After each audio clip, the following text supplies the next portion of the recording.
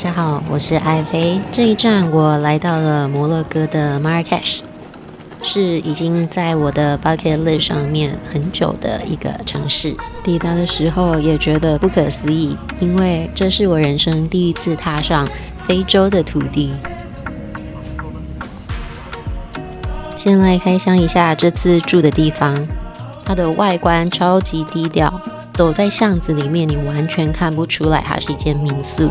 但推开门进去是另外一个世界，中间有个开放式的庭院，还会有一个小水池，光影洒下来真的很美。你会看到这里有彩色的玻璃窗、手工的地毯跟靠垫，感觉像是躲进了一个宁静的城中绿洲，完全隔绝了外面旧城区的喧闹。我是用 Airbnb 订了一间传统的 Riad， 它在阿拉伯语里就是花园的意思。其实这趟旅游我并没有做功课，刚到 Marrakesh 的时候，我觉得它跟我想象的落差蛮大的，无时无刻都有灰尘在飞扬着，路况也不太好，而且这里也没有超市，也没有百货公司，只会找得到市集跟一些很小间的杂货店，类似小时候的干妈店。摩洛哥的主要语言是阿拉伯语还有法文，所以到这边之后虽然会说英文也是有限，可能因为这样子也会发现这里一半以上的游客都是法国人。它的羊肉是煮的很软嫩的那种，然后里面还有马铃薯，然后这有那块是节瓜吗？还有茄子。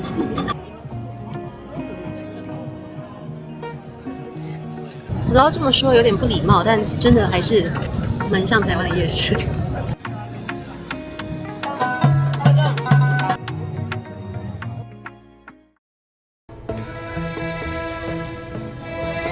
今天要去逛逛 Marrakesh 最有名的 Souk 市集，这里真的是迷宫般的存在，一条条的小巷里塞满了各种店家，卖皮革制品、手工地毯、陶瓷餐具、竹编用品，还有各种香料，颜色非常的缤纷，视觉上的冲击很强。在这边购物的话要注意几件事情，第一的话，现金为王，很多的店是不收卡的。第二，一定要跟他们杀价，这是他们的文化。第三，就是要货比三家，同样的东西价差可以很夸张。我觉得这里最适合买的应该就是地毯跟家居用品。Hello， 我想说今天可以来分享一下我在摩洛哥都买了些什么东西。说真的，我买的东西我自己都没有很确定说我买的价钱到底是不是好的价钱。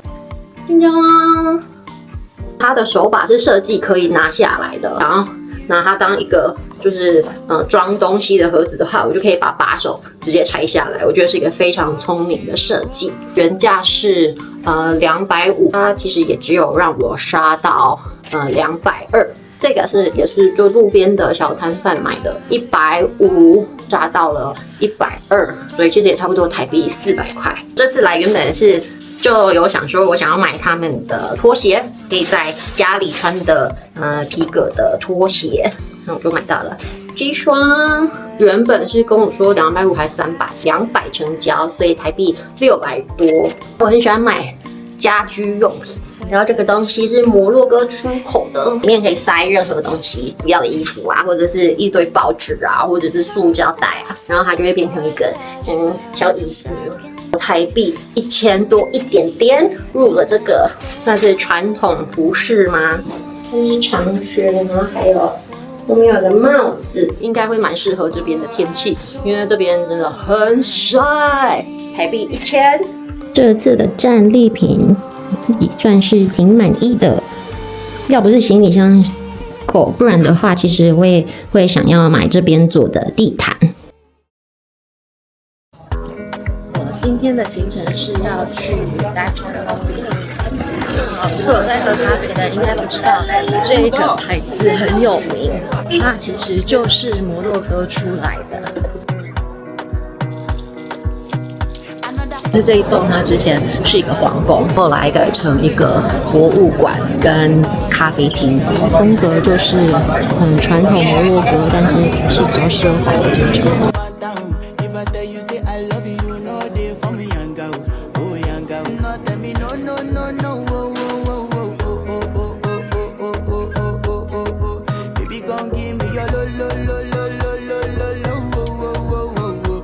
咖啡厅里面的桌位真的不多，员工的制服看起来非常的专业。那个帽子让我想到了《阿拉丁神灯》里面的阿布。看到千层塔的我非常兴奋的就点了一份，出乎意料的最好吃的竟然是这边的起司可颂。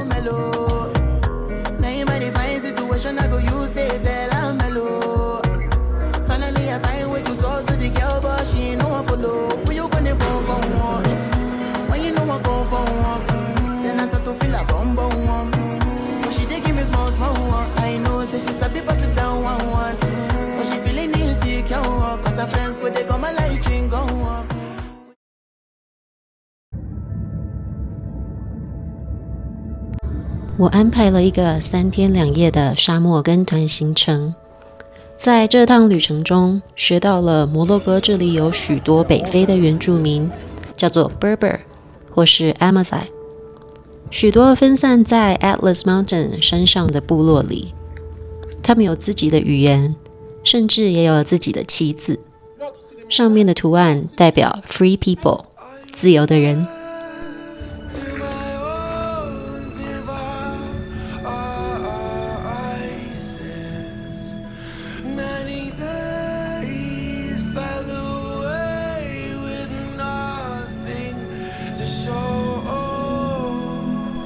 我们经过了 Ibn Hadu， 是 Game of Thrones 跟神鬼战士的拍摄地点。这里以前就是沙漠跟 Marrakesh 之间的主要骆驼商队路线。整个村庄的建筑都是用泥土砖做的。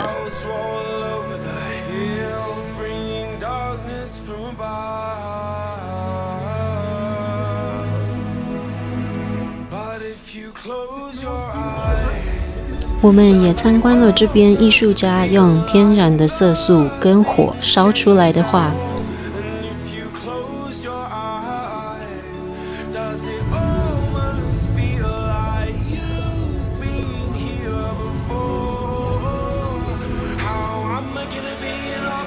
荒地中偶尔会有一大片绿色的植栽或是田地，代表着底下有河流。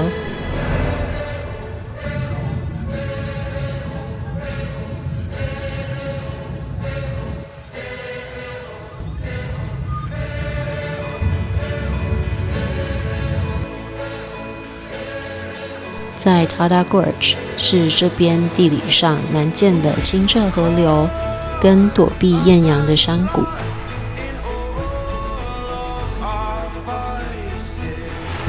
居然有人住在这里耶，山谷的下面。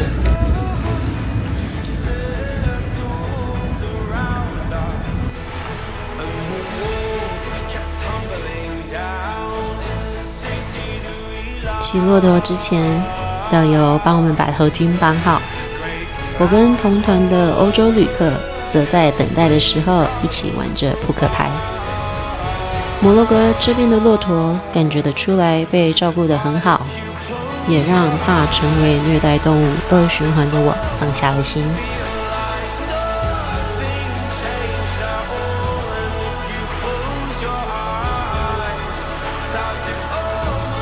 Sahara 的日落骆驼行是这趟旅程中最壮观的景色。那个时候心里想到的是，沙漠这种除了沙什么都没有的地方，竟然还是可以这么的美。夕阳把整片沙丘染成金色，一望无际，没有尽头。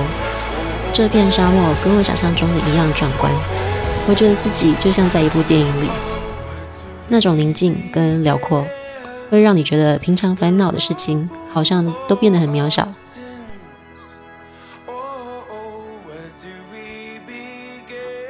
看着太阳慢慢沉下去，那个画面会一直留在心里。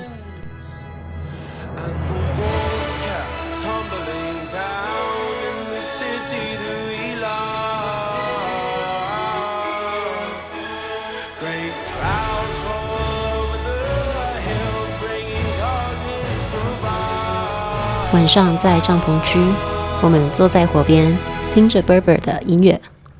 这里的星空也好清楚，抬头就是满天的星星，那种在城市里永远看不到的星空。这2天的住宿都非常的落后，但是我想偏僻的地方可能平均的水平就是这样。不过沙漠的美丽景色真的会让你觉得一切都值得。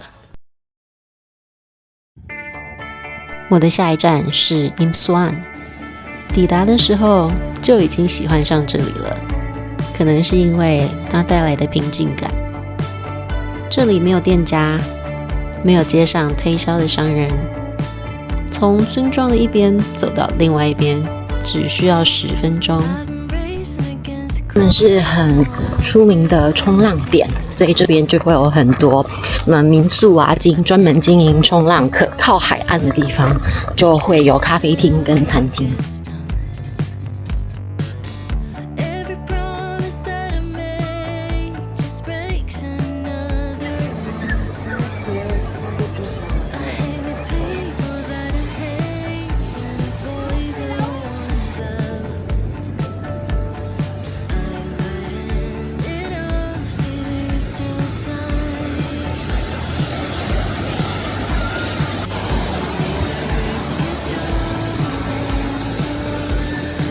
这里充满了 surf hotel 跟 surf hostel， 我住的就是其中一间。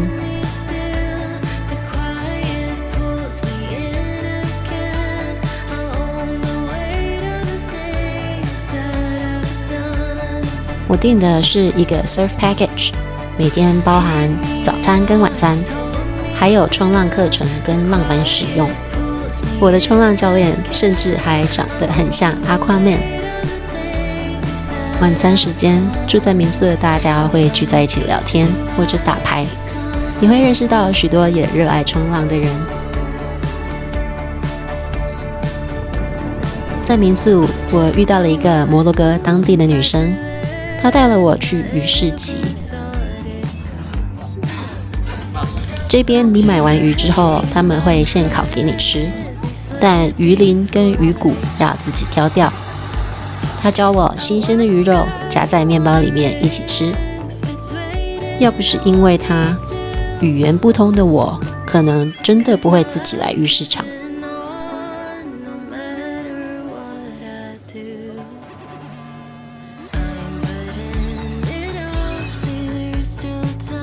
我今天要去下一个很酷的浪点，北非最长的 beach break， 代表说如果你下到一道浪的话，你可以在那道浪上面待差不多1到2分钟，非常稀有的，所以我很期待。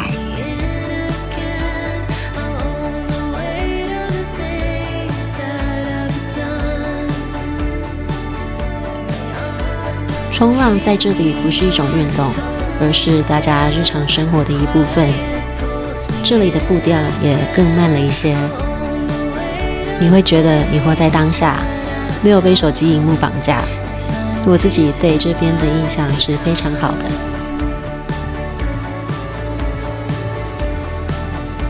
太阳下山时，大家也会聚集在海边或者是山丘上看夕阳。这里真的是美到我觉得相机都没有办法拍出来它有多漂亮。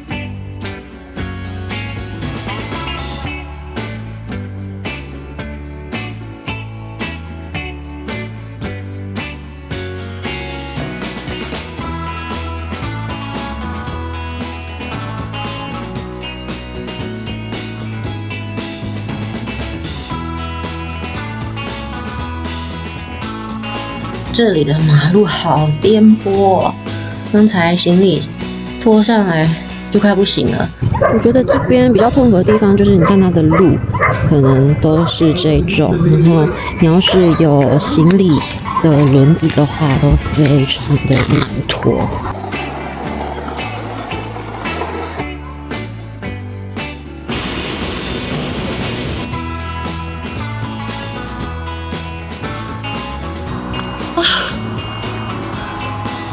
爬起来好累。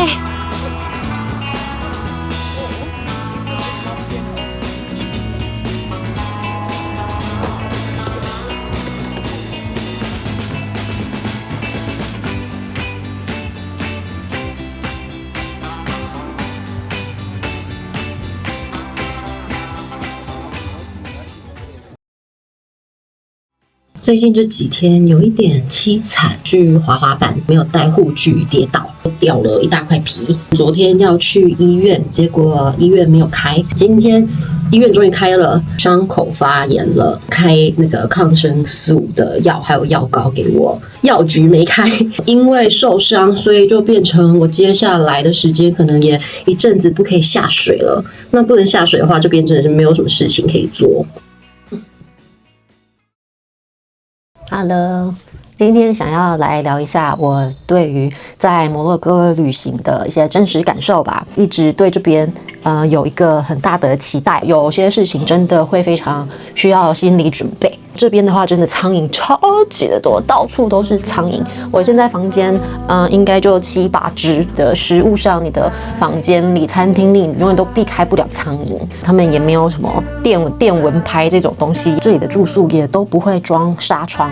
网络速度的话，其实也都不太稳定，大家都抽烟，会不断的闻到二手烟。心累的地方就是你所有的东西，你都需要跟他讨价还价，只要看你是游客的脸，他就会直接用双倍的价钱报给你。这边的噪音的指数是很高的。